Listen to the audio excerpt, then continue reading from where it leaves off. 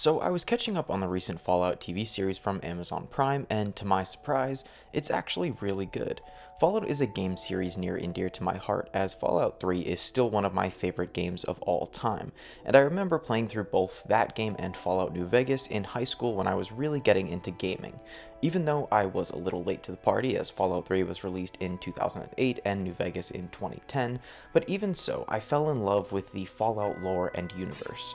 Even high school former film students sat down and wrote out a script for a Fallout movie set in Chicago. It was pretty cool, not gonna lie, but I lost the script and it's gone forever. Nevertheless, when it was announced that a Fallout TV series was coming to Amazon Prime, I was cautiously optimistic. Now, if it was 4 to 5 years ago, I probably would have raged at the very thought of an adaptation of a game that I loved. But while watching Walton Goggins portray a cowboy ghoul and actually being more than pleasantly surprised at the time and effort put into the series, something occurred to me. Video game adaptations aren't just acceptable now, they're actually pretty good. And the worst part is that the answer to their success has been in front of us the entire time. It's no secret video game adaptations have had their fair share of struggles over the years, whether that be the awful 90s live-action Super Mario Bros. Film or the 2016 Assassin's Creed movie. It was starting to become more and more apparent that video games just didn't work on the big screen, and that sentiment is still true, as like I mentioned, the answer to this problem was staring us in the face since the start. The answer to the perplexing question of how do we adapt these popular games into live action was to adapt the games into TV series instead of films. Now, why it took us this long to figure out, I'm not exactly sure, as you'd think video games, similar to novels, contain hours and hours of content. A game like The Witcher 3, my personal favorite video game of all time, is easy to dump over 100 hours into. Sure, a lot of that is side quests and exploration, but even if you boil down to just the main story, trying to squeeze that into a 2-hour film just isn't exactly optimal. But like the first warm day of spring after a cold, harsh winter, the answer came to us like that first ray of sunshine. TV was the way of the future.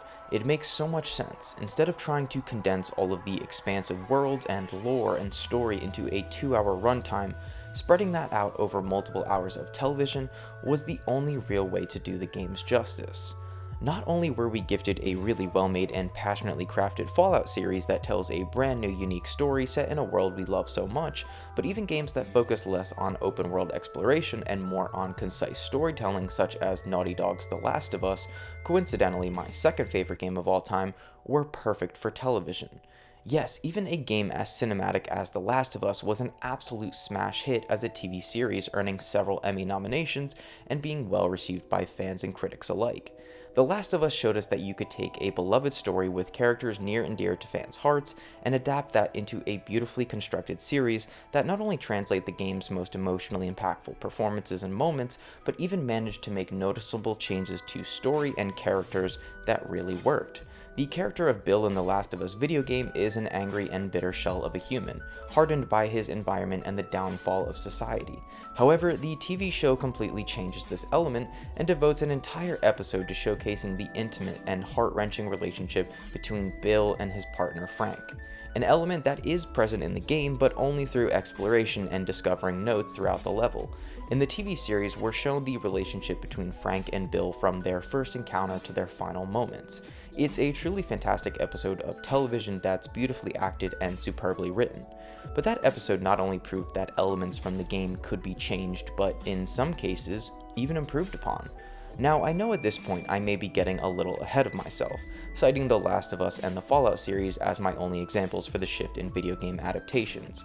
But even looking at a show I'm not the biggest fan of, like The Witcher over on Netflix, proves my point further, as although I don't love the show or even really like it all that much, I can't say it's a badly executed show, and the thought of trying to condense a Witcher story into a single film gives me PTSD flashbacks to the Assassin's Creed film.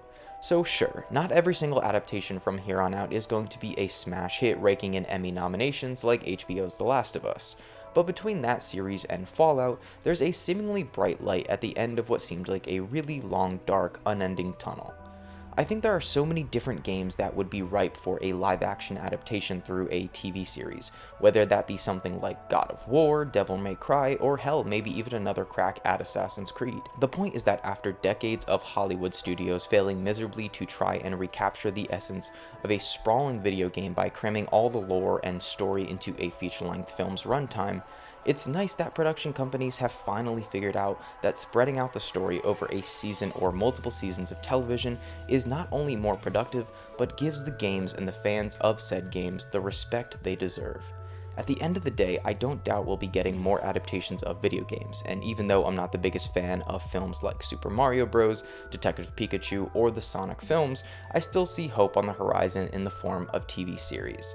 I hope studios moving forward realize that they don't need to try and make a quick cash grab off an IP they see as profitable, and instead realize if they make something with passion and give it the time and love it deserves, that the fans will come, and so will the money.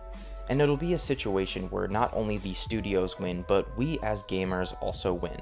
And who doesn't want to see everybody win?